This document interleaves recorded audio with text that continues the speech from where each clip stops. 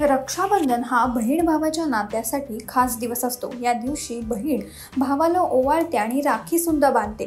तसेच भावाच्या दीर्घ आयुष्यासाठी प्रार्थना देखील करते। भाऊ सुद्धा बहिणीला भेटवस्तू देऊन तिचा सन्मान करतो। या दिवशी घरात गोडाधोडाचं देखील बनवलं जातं। रक्षाबंधनाच्या विधीनुसार बहीण भावाच्या घरी येते आणि त्याला राखी बांधते। तसेच भाऊ आयुष्यभर बहिणीचे रक्षण करेल असं तिला वचन सुद्धा देतो।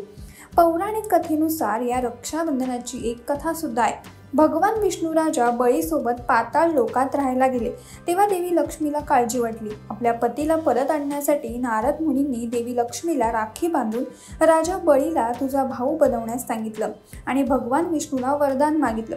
देवी लक्ष्मीने वेश धारण करून राजा बळीला राखी बांधली आणि विष्णूचा शोध घेतला। योगायोगाने त्या दिवशी श्रावण पौर्णिमा होती। तेव्हापासूनच भावा बहिणीचा पवित्र सण रक्षाबंधन साजरा केला जाऊ लागला।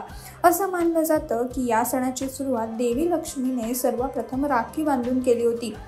राखी पौर्णिमा जवळजवळ भारतातील प्रत्येक राज्यात साजरी केली जाते।